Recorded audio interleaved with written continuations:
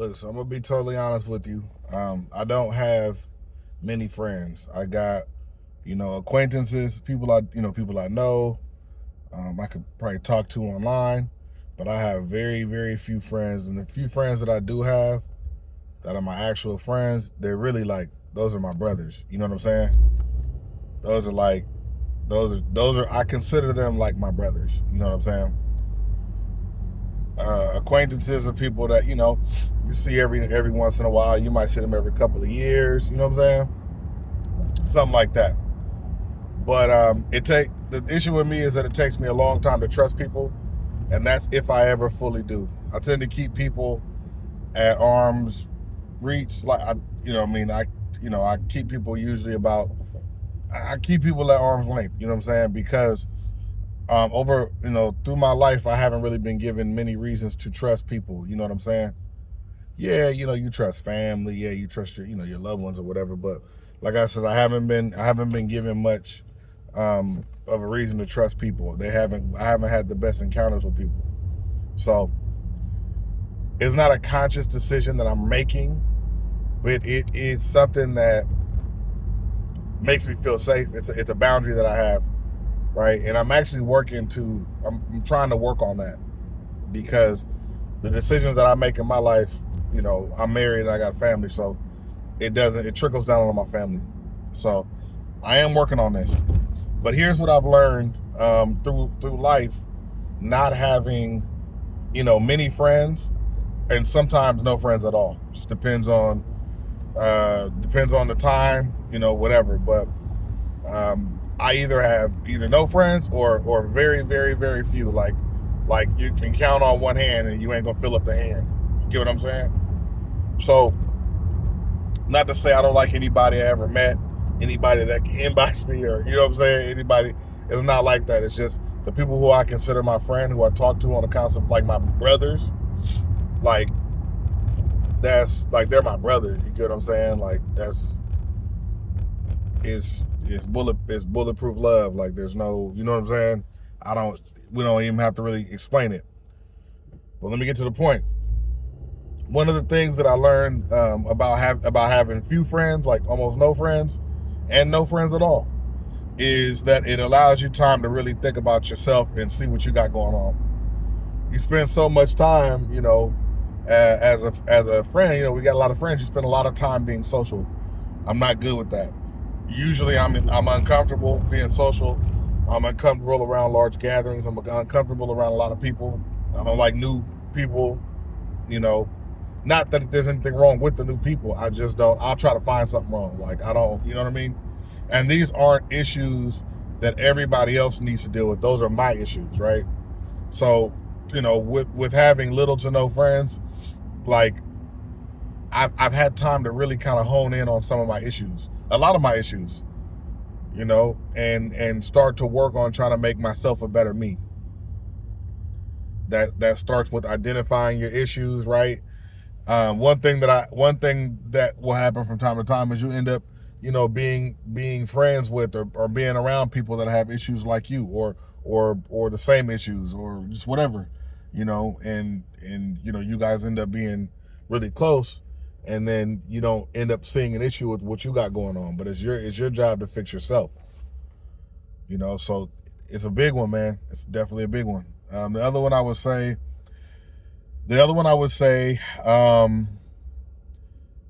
I like to do. The other thing that I've learned, I would say, is that I like to do things. I like to be occupied. I like to do side hustles. I like to do research on stuff. I like to learn new things. I take advantage of any time I get, any little time I get.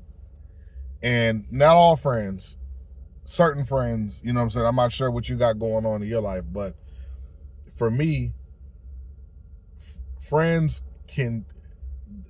the little time you have, they will talk you to death on that phone. You know what I mean? You'll be on that phone for 3 or 4 hours. You know what I'm saying? And or they'll require so many things. I need help with this. I need you to do this for me. Can you help me with this? Hey, we're going here, right? And that'll happen on Friday. Saturday, we're going here. right? So then your Friday and your Saturday, you look up, and 3-4 months have gone by, and you haven't had time to do anything you want to do yourself. And I'm not sure your situation, but like I said, I'm married with a kid, right? We got a 4-year-old. I don't have much. I don't have much time, to be honest with you. I don't know what's wrong with this car. Come on, bro. Anyway, I don't have time. I don't have much time on my hands to just do anything, right? Like, you know what it is like that. You can sit down and get your phone to start doing like a video, right? And your kid, if you got a 4-year-old, first thing they're gonna say, look at this, watch this. Do you see that? Look at that. You know what I'm saying? So you lose a lot of time. You know, you lose time doing that. And the most important thing is raising your kid. You know what I'm saying? We all know that. But in reality, if we're trying to do something, we know we're limited on time, right? So when I get I'm limited on time, right? And I'm that kind of introvert too. If you, the best thing that has ever happened to me, besides marrying the woman that I married, was somebody canceling plans. Oh my God, I would pay. Oh, listen, there should be there should be something where you can go pay for somebody to cancel, to make plans and then cancel. Oh, dopamine rush. But anyway, yeah, man, they take a lot of time. Like, I'm trying to, get YouTube cracking. There's times, I'm trying to do social media and get that going. There's a lot of times where I'm trying to do something, right? For many years, I worked on websites and things like that, right? So I'd be sitting down at the laptop. I finally get my time. I'm on the laptop trying to get it right, and working on content and, and all that good stuff. And what happens? Hey, we're doing so-and-so. There's a barbecue going on. And it's like, man, you know what it is? It's everybody's not working on the side hustle. Everybody isn't limited on time. But also a lot of people, the same way I need to be to myself as an introvert, they need to be with people. So they are busting their ass to get something going where there's a lot of people there. You know what I'm saying? Because if it's quiet and it's to themselves and all that, that's going to drive them crazy. They get unbalanced. I would say another thing I learned about having little to no friends, you know what? To be honest with you, those two take the cake. But I would say I'm learning how to pick friends. Like, I'm learning how to sit back, create boundaries, and sort of pick and choose who can come kind of into my bubble. You get what I'm saying? Pause. Who could be in my space? A lot of it's be choosy, be picky and choosy about that. Be real sometimesy. Be real, like, you know what I mean? Be real picky about that, who you bring into your circle, because over the time of life, you learn about yourself, and there ain't no reason why you still make the same mistakes. The people that you bring into your life. I know people in their 50s that are still fighting people because Michael next door, he came to my barbecue. I didn't like the food he made, and then I told Sam, and Sam told him. Now we over there fighting. You know what I'm saying? So there's people that's still doing that. Like I said, if you got to keep people around you. You got to be real picky and choosy about the people around you. Sure, I know people that are picky and choosy about the people around them, and sometimes people still end up being weird. I know somebody that's picky and choosy about the people that come around that come around them. Right? He's older, 50s, 60s, and one of the friends still ended up being crazy, and ended up in a dispute because the person was just crazy. Like, you know what I mean? And as a person like me, right? I know there's really no way around that. There's no way. You can't be perfect. This person is picky and choosy. Still, people come around. Still, you're going to get a crazy one, right? But remember, for that crazy one, you might have had 50 or 60 really good ones, But for me as an introvert, in my mind, I'm like, that's good enough. That's reason enough for me not to have anybody come around me. That one thing. I'm looking for the negative every time. What? Oh yeah, don't come around me. I've learned to be more picky and choosy about the people that I have around me. Be picky and choosy, man. I know it sounds a little childish or whatever, but some of you guys have kids at home. Some of you guys live with family members, right, that you love and care about. A lot of y'all are bringing people into your homes and all that kind of stuff. Make sure the people that know where you live, you know what I'm saying, the people that you bring in your house are people you can trust to the best of your ability, because you can't be perfect every time. Just to the best of your ability. Like I said, this person had been coming over for years, man. Good person, funny, everybody loved him. All of a sudden, we found out he was crazy. I don't know, man. So sometimes our best judgment ain't perfect. I mean, we're not perfect. So that is what it is. But yeah, man, it's tough. It's a tough one because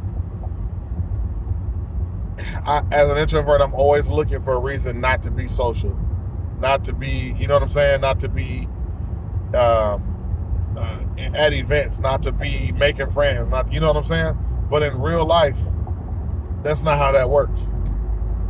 So I always make sure that I know that in real life, people have friends. You know what I mean? Life is about your social interactions. That's the foundation. Everything after that, you know, the imprint you leave on people, the imprint you leave on mankind, you have to be social to even do that. So I try to tell myself that, remember that, and that helps, you know, from time to time. But like I said, I am not perfect. I am flawed. God ain't done with me yet.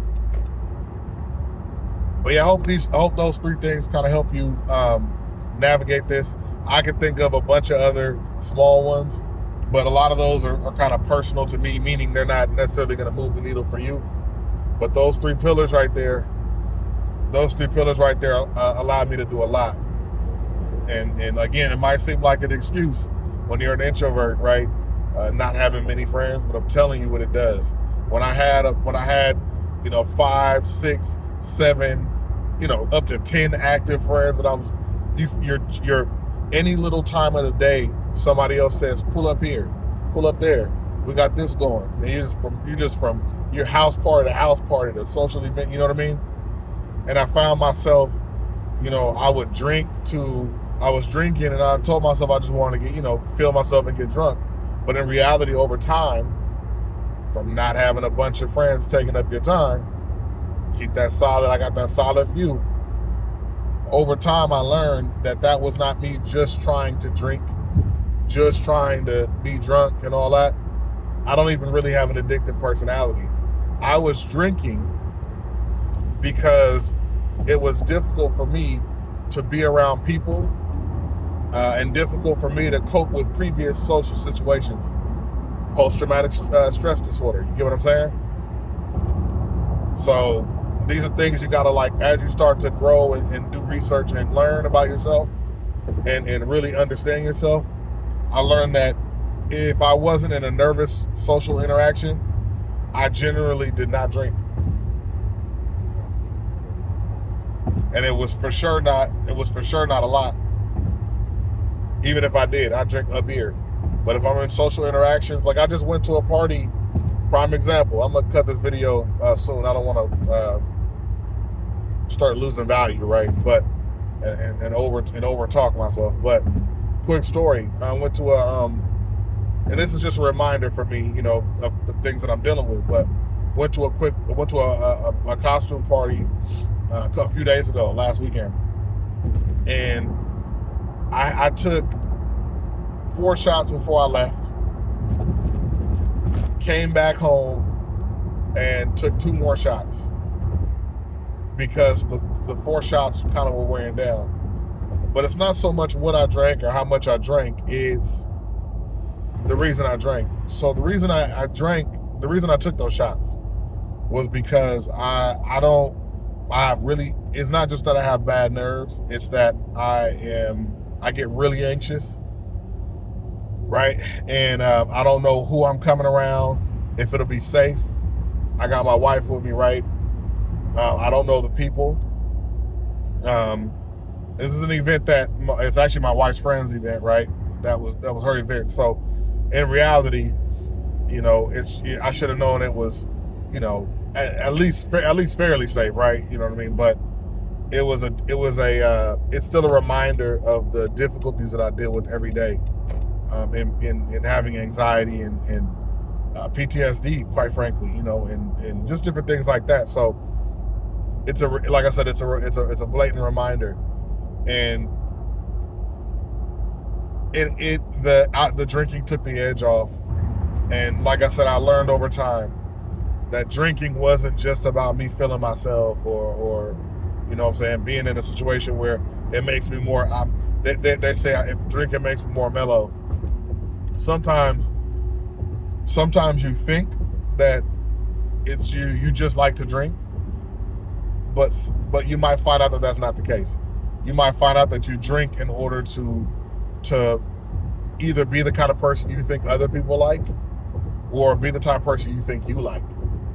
And for me, it's a little of both, and it taking that nervous edge off helps, right? But there's other ways, other more healthy ways to kind of go about that. Because remember, alcohol is poison, man. At the end of the day, I like a good beer every now and then, but like if I'm barbecuing, but remember, like at the end of the day, alcohol is poison, man. But anyway, I'm gonna holler at you guys. I just wanted to run that past you and let you know what was on my mind and all that. But I will see y'all next time.